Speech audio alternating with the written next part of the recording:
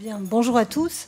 Alors, moi, je suis donc enseignante en histoire-géographie et je suis doctorante sous la direction de Jean-François Thémines, qui est professeur à Caen, donc géographe, didacticien de la géographie, et j'appartiens avec lui au labo ESO, donc celui de Caen. Alors, mon travail de thèse est en cours, là je suis en 3e année, et je mène donc, comme le titre l'indique, une réflexion à propos de la description géographique. Alors ce travail que je mène, il est d'abord parti de plusieurs constats. Un constat qui est celui, si je prends le terme description, qui à la fois est, je dirais, l'essence même de la géographie, puisque le mot géographie lui-même signifie écrire et décrire la Terre. Et pourtant, la description, tout comme le terrain, a été pendant plusieurs années rejetée, des pratiques à la fois pédagogiques, mais aussi des pratiques des chercheurs, et étant renvoyé à une vieille géographie appelée la géographie vidalienne, ou une géographie idiographique qui a été balayée pendant plusieurs années de géographie nomothétique. Donc je suis partie du constat que cette description, elle était absente dans les classes, ou elle semblait absente dans les classes, voire même rejetée, en particulier en fin de parcours géographique d'un élève scolarisé en France. Donc, partant de l'idée qu'un élève en France bénéficie, s'il va jusqu'au bac, de 10 années de discipline géographique, et s'il est orienté à l'âge de 16 ans, de 7 années, donc c'est-à-dire qu'il fait quand même plus la moitié de sa vie, il travaille de la géographie. Donc ça, c'était mon premier constat. Ensuite, j'ai eu un deuxième constat qui est celui de nouvelles prescriptions au lycée, celle de travailler en demi-groupe. Et donc, je me suis demandé si le fait de travailler en demi-groupe permettait de mieux se représenter le monde, en particulier dans les classes de lycée. Et donc mes premières observations de classe ont été sur des demi-groupes, c'est-à-dire des accompagnements personnalisés lors de ces temps-là. J'ai ensuite établi un deuxième constat, c'est-à-dire à la fois constat et envie, celui de considérer l'élève comme un acteur et donc de ses apprentissages, à la fois de répondre à un enjeu de l'institution école qui demande à la géographie au lycée d'être une des disciplines moteurs de la création de la citoyenneté. Et j'ai pris ça au pied de la lettre en me demandant comment l'élève acteur en demi-groupe pouvait construire des représentations du monde et quelles étaient les représentations du monde qu'il était en train de construire. Enfin, j'ai choisi des élèves qui, en didactique de l'histoire et de la géographie, sont très peu étudiés, voire quasiment pas, en particulier en didactique de l'histoire, c'est-à-dire une population qui est celle qu'on pourrait qualifier des très jeunes adultes ou bien de très grands adolescents, donc ceux qui sont en terminale et en première année post-bac. Donc d'observer plus particulièrement ces élèves-là. Alors, donc j'ai centré mes travaux sur ces C1 de terminale générale et puis ensuite également sur des étudiants de première année post-bac non géographes, c'est-à-dire surtout des étudiants qui sont en IUT.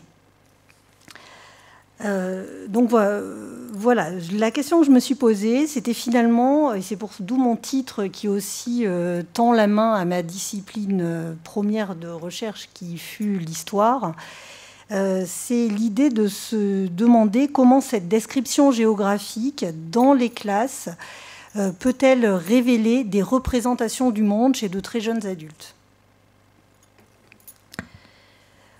Donc ma question est à l'interface à la fois de la didactique de la géographie scolaire, mais aussi d'une forme d'analyse socio-spatiale d'une population qui est peu étudiée, je l'ai dit. Et enfin, je cherche, à travers des observations de classe, à travailler avec les apports de l'action conjointe en didactique pour comprendre ce qui se joue lors d'un cours d'un point de vue de l'élève acteur.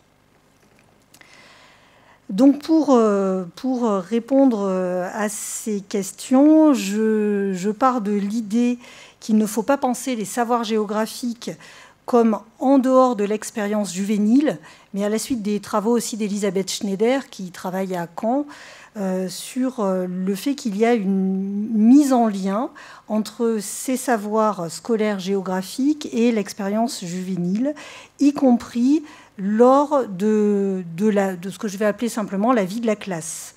Donc il s'agit pour moi de réhabiliter l'expérience de ces acteurs que sont les élèves et les jeunes adultes post-bac, c'est-à-dire quel est aussi leur travail réel, et d'observer en ce sens-là les liens très forts entre les savoirs qu'ils sont encore en train de construire, mais avec lesquels ils agissent déjà dans le monde. Donc comment la géographie est-elle fabriquée, mais aussi improvisée par ces acteurs de terrain qui sont mes cibles, c'est-à-dire des élèves. C'est donc ça l'enjeu de ma question. Alors, étant donné que le paradigme majeur des programmes de lycée aujourd'hui est la mondialisation, ces élèves vont donc réagir à tous les entretiens que j'ai pu proposer en s'appuyant sur des questions autour de la mondialisation, puisque c'est ce qui les porte de la classe de seconde jusqu'à la classe de la terminale. Donc mon protocole est basé sur le corpus suivant, en tout cas pour les recherches que je vous présente aujourd'hui, c'est-à-dire tout d'abord des observations que je fais lors de cours d'accompagnement personnalisé, c'est-à-dire des demi-groupes.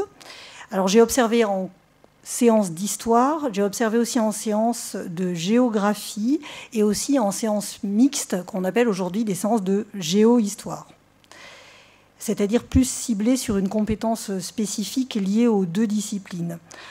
Ensuite, ce corpus, c'est aussi celui d'entretien semi-directif avec des élèves de terminale, des terminales L, des terminales ES, des terminales S. Et c'est enfin l'analyse de textes et de textes, et vous le verrez à la fin de mon propos, également de réponses iconographiques de la part d'élèves de première année d'IUT qui ont préféré répondre à certaines questions par le biais du dessin ou du dessin mélangé à des écritures. Donc ce corpus, je le justifie aujourd'hui ainsi. Ce que je vise, c'est une description dense et donc moi-même, donc je cherche aussi à trouver cette description dense pour révéler les représentations du monde de la part de ces très jeunes adultes. Donc en fait, mon titre, Cheval de Troie, c'est aussi parce que la description dense, c'est mon cheval de Troie à moi. C'est ma façon d'entrer dans ces représentations du monde. Et ça m'offre à mon échelle de chercheur une forme de levier, mais aussi un angle d'approche qui va viser à spécifier les actions des élèves dans la classe. Alors, le plan que je vous propose est le suivant. Donc, dans un premier temps, j'ai compris par mes analyses comment j'ai essayé d'établir des idéotypes d'élèves dans leur manière de se représenter le monde. Donc, d'écrire serait une représentation du monde, et j'ai pu dégager 3 idéotypes que je vais vous présenter. Ensuite, dans un deuxième temps, en analysant un outil d'enseignant et les réactions des élèves avec la méthode de l'action conjointe en didactique, je vais vous montrer comment décrire, c'est mettre à l'épreuve ce qui fait sens dans le monde. Et puis, autour du cas d'une séance d'AP. Et puis, enfin, il me semble que cette description, et ça c'est des questionnements qui sont vraiment en cours pour moi, cette description géographique accompagne aussi l'agir de ces très jeunes adultes, c'est-à-dire qu'il rend pour eux le monde intelligible. Alors donc dans un premier temps, la description fidèle des faits géographiques, c'est une représentation du monde. Alors je reviens très vite sur le dispositif des AP au lycée. qui, au départ, peuvent sembler être une innovation pédagogique. Et je m'étais dit comme premier constat, là, mon analyse type action conjointe va être beaucoup plus dense, parce que les enseignants, dans leur cadrage, proposent des éléments différents d'entrée dans la discipline géographie. Alors en fait, ce n'est pas du tout le cas, parce que quand on regarde très concrètement un emploi du temps de terminale aujourd'hui, il a pratiquement la moitié de son temps en demi-groupe ou en 2/3 de groupe. Donc lors des entretiens, lorsque j'interrogeais les élèves, travailler en AP n'était pas pour eux, quel que soit le niveau de l'élève, ce n'est jamais pour eux un moment pédagogique particulier. Ils ne le considèrent pas comme tel. Alors ça serait une piste à creuser, mais ce n'est pas l'objet de mon étude. Donc finalement, ce que j'observe en demi-groupe, dans le cadre d'un cours de géographie, et les attitudes d'élèves en particulier, sont quasiment les mêmes en termes de prise de notes, en termes d'interaction aussi, ou d'absence, au contraire, d'interaction entre eux ou avec l'enseignant, c'est-à-dire finalement un cours qui est très rapidement un cours magistral à peine dialogué. Et on est plutôt dans de l'infralangage quand on veut observer ici les élèves, y compris en AP. Donc l'AP ne dégage pas plus de paroles des élèves. Et donc les lycéens, effectivement, n'identifient absolument pas cette situation comme autre, mais plutôt comme une répétition d'une forme scolaire qu'ils connaissent déjà. Deuxième remarque, la description dans ces moments-là est totalement polymorphe. Alors, c'est ce que je vous montre voilà, ici, avec un résultat, donc le résultat du travail d'un élève qui est ici en terminale L, un travail qui a été effectué l'an dernier à propos du Sahara, une des questions obligatoires au programme en géographie. Alors, qu'est-ce que j'entends par polymorphe ? Ici, l'enseignant donc demande aux élèves de compléter ce qu'il appelle, ce qu'il nomme lui, une carte heuristique. Donc ma question, c'est en quoi cette carte heuristique va-t-elle donner du sens ou va-t-elle permettre à des lycéens de terminale de se représenter le monde du Sahara, donc un lieu de la planète pour les géographes, c'est-à-dire un lieu pour Denis Retailleau en géographie, c'est un espace de rencontre. Donc le lieu n'existe que s'il y a rencontre. Et c'est bien le lieu, l'objet de l'étude géographique. Donc comment ce que cet enseignant nomme une carte heuristique est appréhendé par les élèves, et qu'est-ce que les élèves peuvent en faire, qu'est-ce que leur travail peut dire sur leur représentation du monde. Alors, ce que l'on remarque, c'est qu'ici, on a une tentative de stabilisation des savoirs géographiques qui est très fortement incitée par une méthode inductive de la part de l'enseignant. Et la façon dont les élèves répondent, une manière qui est ici assez représentative de toutes les feuilles que j'ai pu ramasser, donc j'en ai mis une des plus représentatives. On constate que l'élève a cherché par des petits numéros, je ne sais pas si vous les voyez, à réorganiser ensuite la pensée qu'il a donnée sur cet espace précis. Et en réorganisant la pensée,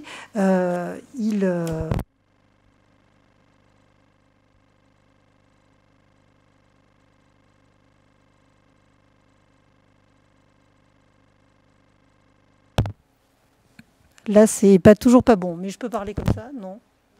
C'est bizarre. Bon, faut que je fasse quoi? Que je me déplace là-bas? Ça marche. Ah, ça y est, c'est revenu. Bon, pardon. Donc, c'est bon. Donc, on a une tentative de stabilisation ici de l'analyse géographique, et l'approche qu'en a l'élève, c'est finalement une polymorphie descriptive autour de cet espace qui est très fortement incité par la pratique enseignante. Alors, à la suite des entretiens semi-directifs, et donc je vais vous présenter en fait les résultats, on obtient 3 profils, enfin j'ai obtenu 3 profils provisoires de description du monde, qui sont les suivants. Donc, d'une part, c'est-à-dire 3 champs de représentation qui sont très contrastés. D'une part, un groupe d'élèves que je qualifie de désenchantés, les désenchantés, c'est-à-dire finalement l'élève n'est absolument pas acteur, il décrit le monde comme s'il était un agent, il subit ce monde. Les élèves dans les entretiens ont tout un vocabulaire autour d'un monde de soumission, un monde également de la tristesse.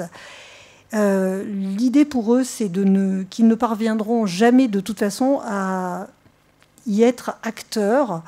Et ils oscillent entre une forme finalement de confort de la passivité, mais aussi d'anxiété de cette passivité contrainte.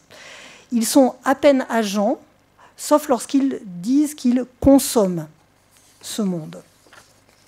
Mon deuxième, à la suite donc de ces analyses, j'obtiens un deuxième groupe, un profil donc provisoire de représentation du monde, qui est celui que j'ai qualifié des interdisciplinaires.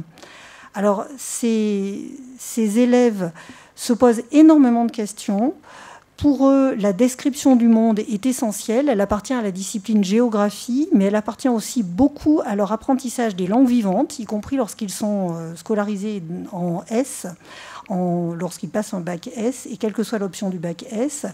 Pour eux, le monde est donc vu d'un point de vue civilisationnel, et ils mettent en lien leurs apprentissages géographiques avec leurs apprentissages donc des langues vivantes, mais également de la philosophie.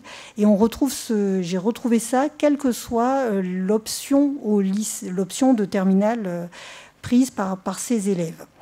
Et puis enfin, en troisième groupe, que je qualifierais des engagés dans le monde, eux visent à changer le monde. Ils se disent soit révoltés, soit très acteurs, et plusieurs ont employé la formule suivante: la géographie, ça a du peps, ou bien encore, la géographie, c'est très tonique et ça m'aide à m'engager dans le monde.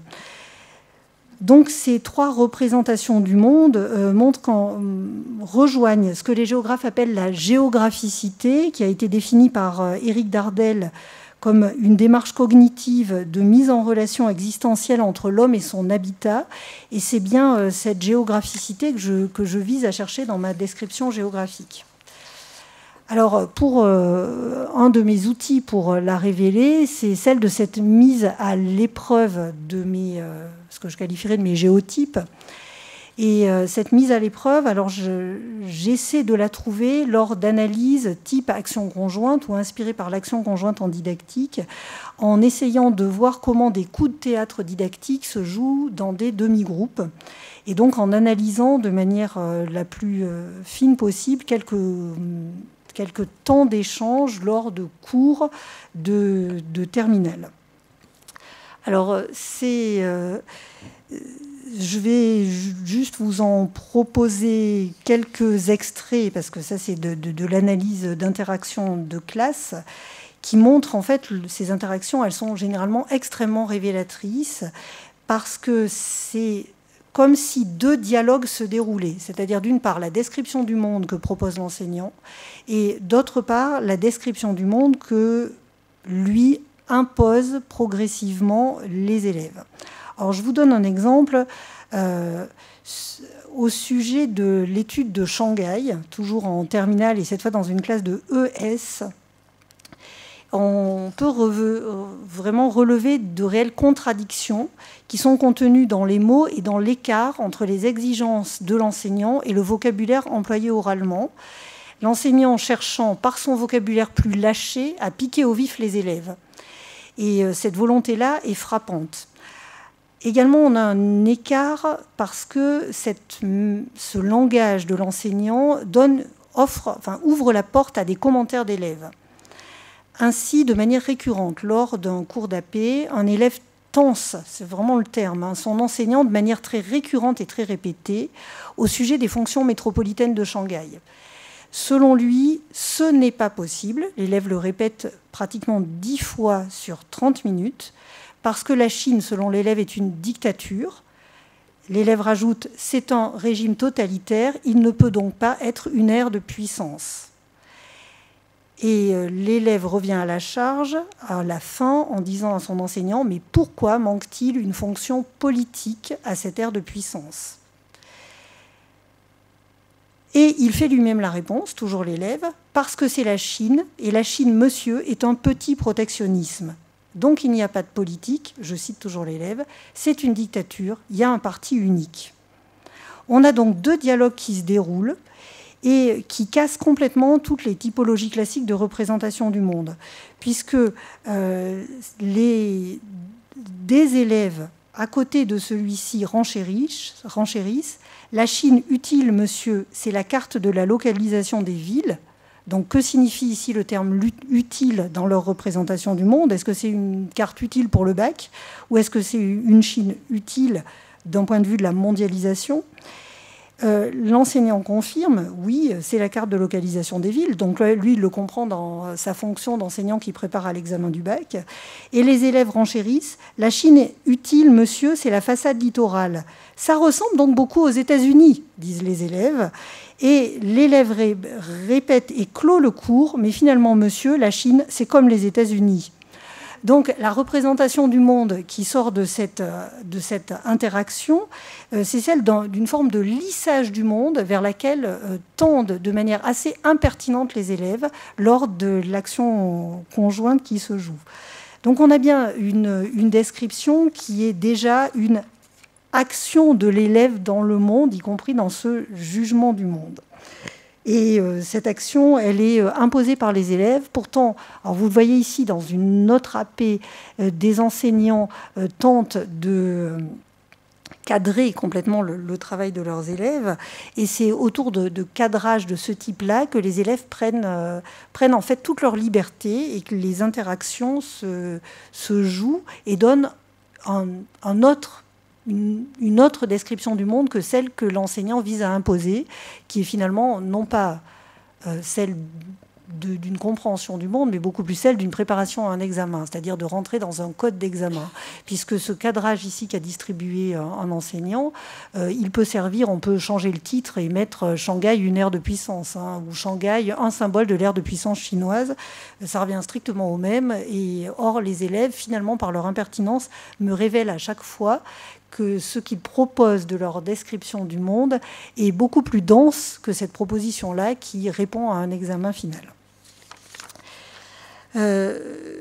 Donc, à ce niveau-là, déjà, ce que je peux constater, c'est que, comme l'écrivait François Audigier, déjà en 1995, donc c'est pas récent, les 4 R, le modèle des 4 R d'Audigier continue à fonctionner en histoire-géographie. Le modèle des 4 R, si vous n'êtes pas historien-géographe, c'est le suivant en didactique, c'est que les enseignants sont très attachés en histoire-géographie, d'une part au réalisme, ensuite à la quête des résultats, également au refus de l'engagement, et enfin à la recherche de référents consensuels de toutes leurs formes.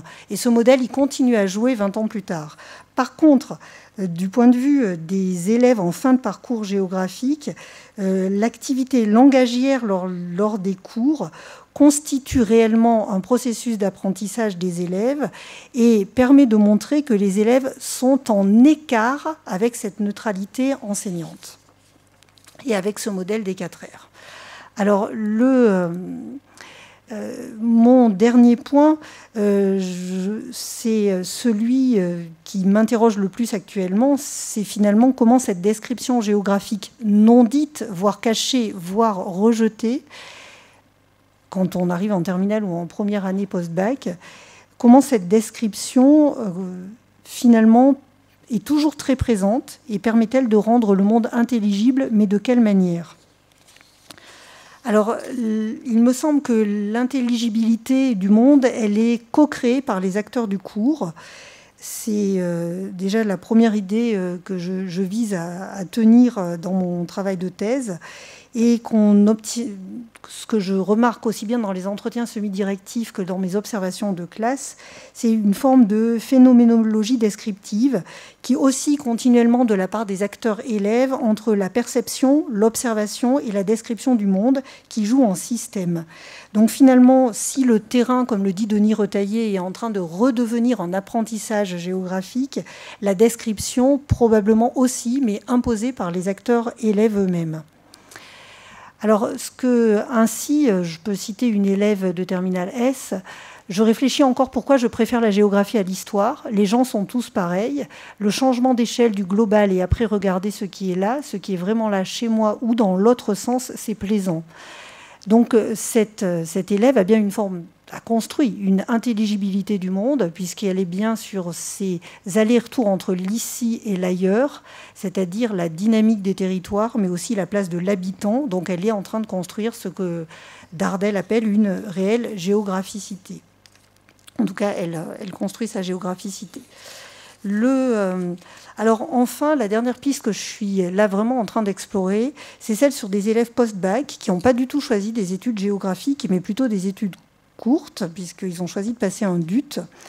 Et à la question « Comment décrivez-vous le monde actuel ?» et avec quels outils décrivez-vous ce monde, donc je suis en train de travailler pour analyser leurs réponses à différents moments de leur première année de DUT. Ces élèves, qui sont maintenant des étudiants, montrent à la fois leur pratique ordinaire du monde, mais aussi révèlent toujours des organisations planétaires. Alors, je vous montre 3 exemples que je commenterai très vite avant de conclure. Donc, deuxième réponse, qui est un mélange entre une iconicité du monde et des mots, que cet étudiant essaie de jouer en système, donc le monde actuel à travers ma vie, et ensuite changement d'échelle, le monde actuel que j'appréhende. Et enfin, cette réponse, donc ce sont 3 étudiants qui, en début d'année de première année de carrière sociale et gestion urbaine, où les cours sont essentiellement du côté de la sociologie et non pas du côté de la géographie. Gestion urbaine, l'urbain ne signifiant pas géographe dans leurs études.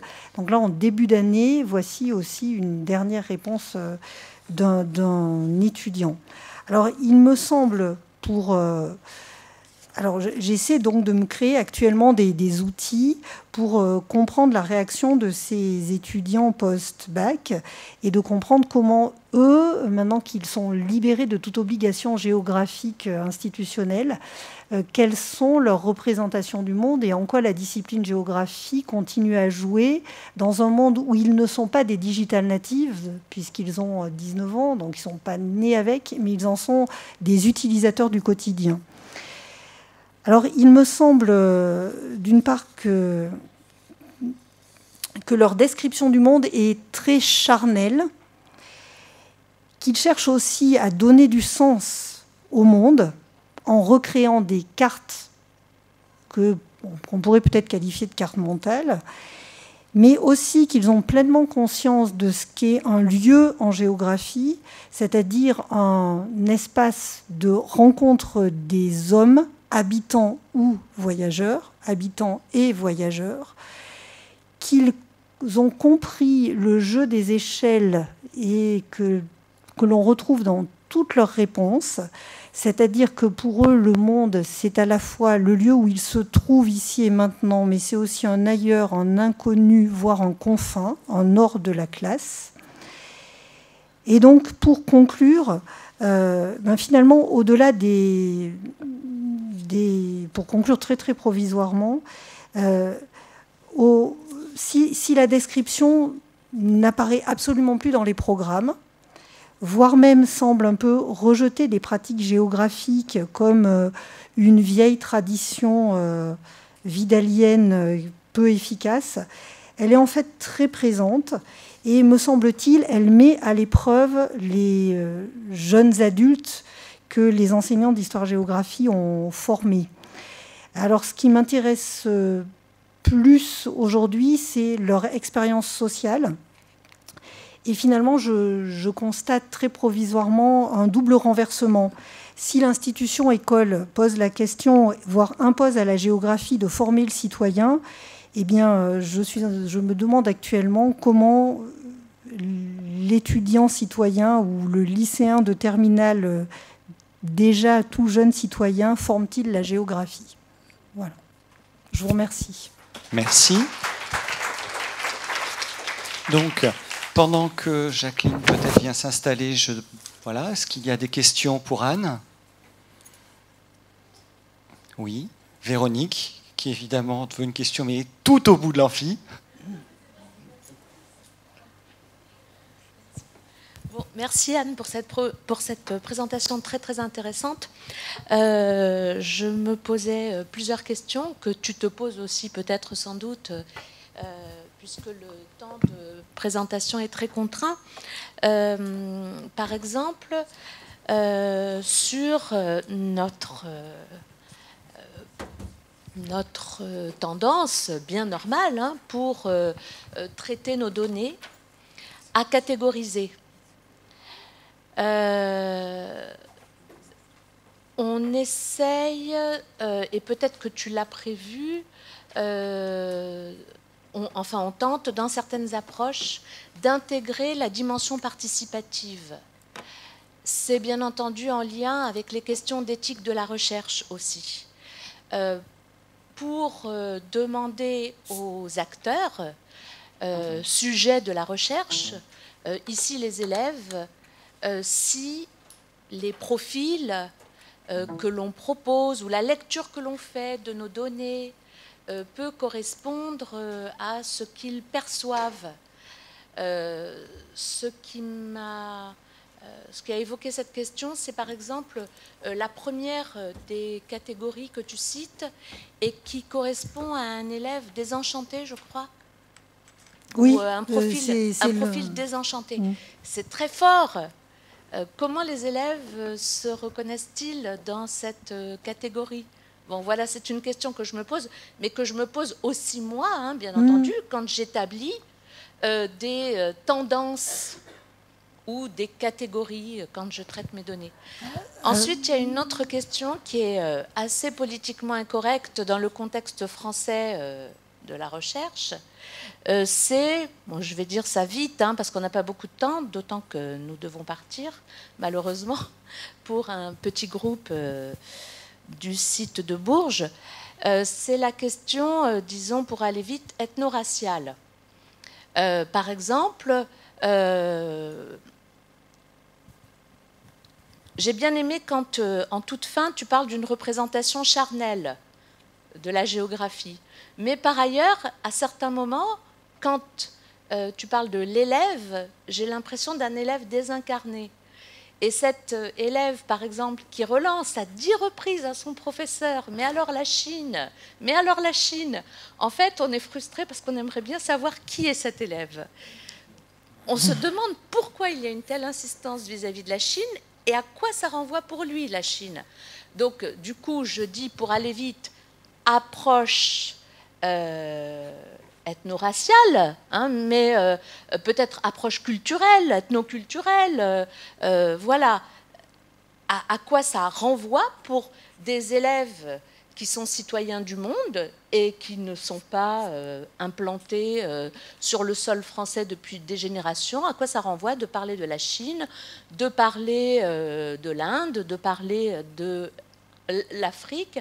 Ça me fait penser aussi à un travail de Bédouré, j'ai oublié son prénom, un collègue, tout jeune docteur, qui vient d'être recruté comme maître de conférence à l'ESPE de Bordeaux, je crois, qui a travaillé sur la représentation de l'Africain dans les livres de géographie. Et là, évidemment, les résultats sont on ne peut plus intéressants en termes de construction des stéréotypes et des préjugés. Oui, alors donc je réponds dans l'ordre. Bon, tout d'abord, je n'ai pas nommé mes trois groupes très provisoires des catégories, parce que ce ne sont pas des catégories. Et si je les place au début du travail, c'est parce qu'ils sont apparus assez rapidement au cours en fait, des premières analyses que j'ai pu faire à la suite des premiers entretiens semi-directifs. Donc, alors aussi, ce que je n'ai pas dit, c'est que j'ai choisi de mener des entretiens semi-directifs en mini-groupe, c'est-à-dire en duo ou en trio, et toujours en dehors de l'établissement scolaire, c'est-à-dire dans un espace de neutralité scolaire. enfin en dehors de l'école, en dehors du lycée. Et donc ce ne sont pas des catégories. Et ensuite, la manière de les nommer très provisoirement, pour moi, c'est écrit en italique et entre guillemets. Et les mots que j'ai utilisés sont des mots qui ont été prononcés par eux-mêmes dans l'entretien entre eux. Parce que l'intérêt pour moi de les mettre en duo ou en trio, de bons copains qui se choisissent, en fait j'en connais un, et il invite des copains. Donc je fonctionne comme ça. Et cette relation de confiance fait qu'au bout de entre 10 minutes et 20 minutes, selon les cas, je ne suis plus là. Enfin, c'est comme si je n'étais plus là pour eux. Et donc, entre eux, ils s'envoient à la figure, je vais dire ça comme ça, des termes qui peuvent être parfois un peu durs sur la façon dont le camarade en face ou le bon ami réagit par rapport à quelques questions cibles. Donc le terme désenchanté, c'est un terme qu'ils ont eux-mêmes employé et qu'ils n'ont pas nié, puisque les élèves s'en sont même expliqués. En effet, en disant eux-mêmes, en utilisant un champ lexical, celui de la tristesse. Il n'y a pas de place prépondérante d'un des groupes provisoires sur un autre. C'est-à-dire qu'en fait, ces trois groupes apparaissent et sont équivalents, y compris en termes de genre, puisque ce n'est pas une donnée pour l'instant que j'ai établie. Ensuite, donc on est vraiment sur des profils très provisoires et c'est pas une finalité de ma recherche. C'est un regroupement qui vise à m'être utile en fait d'un point de vue de la pensée. Ensuite, pour répondre à ta deuxième question. Réponse un tout petit peu courte. Oui, réponse plus courte. Alors là, évidemment que l'élève semble désincarné parce que je n'ai pas du tout établi. Ensuite, j'ai eu des entretiens semi-directifs avec des élèves dans chaque classe où j'ai observé. Voilà, donc les classes observées sont des élèves qui m'ont vu l'an dernier en entretien semi-directif pour ceux qui le souhaitaient, ou bien en tout cas qui m'ont vu plusieurs fois dans leur classe. Donc, il y a aussi un autre jeu qu'il faut prendre en compte, c'est que c'est ce qu'apporte l'analyse de l'action conjointe en didactique, c'est de regarder comment cette action conjointe, elle joue entre eux, et qu'il y a aussi des rôles des manteaux qu'endossent des élèves. Et là, il est certain que cet élève-là, pour l'avoir vu travailler à plusieurs reprises, est aussi dans une posture choisie par ma présence j'ai des idées un petit peu vives, et j'ai envie de dire que je suis là dans la classe. Donc et j'ai envie de dire ce que je pense du monde, puisque je sais qu'on vient me regarder pour faire ça. Donc c'est toujours un peu biaisé ces observations quand on va dans les classes, parce que je ne suis absolument pas transparente et ils savent tous très bien pourquoi je suis là. Donc cet élève-là, il joue aussi un rôle d'élève, mais ça Anne Barrère l'étudie, il joue aussi un rôle d'élève dans la classe, et pas seulement à propos des savoirs qui sont en construction ou en test, ou des méthodologies en test, mais aussi à propos tout simplement de la vie sociale de son groupe classe. Et donc il faut aussi prendre cette donnée-là, je pense, en compte. Voilà. Mais donc je ne suis pas entrée dans l'analyse ethno-raciale. Et dernière chose par rapport à cette analyse ethno-raciale, ce qui est très intéressant, c'est qu'un des groupes du DUT que je connais, j'ai mené un cours avec eux après les avoir observés et interrogés à propos des statistiques ethno-raciales.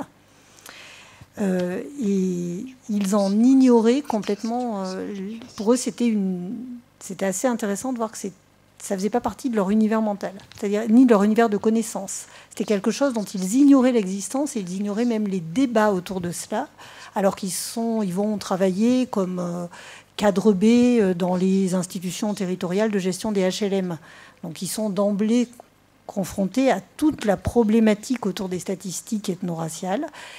Et je les ai fait travailler sur un article, et c'est des étudiants qui ne connaissaient pas ces problématiques et ces débats, pas du tout. Donc ils n'ont pas ce regard-là sur leur société. C'est vraiment un apport du cours. Merci. Voilà. Merci beaucoup, Anne.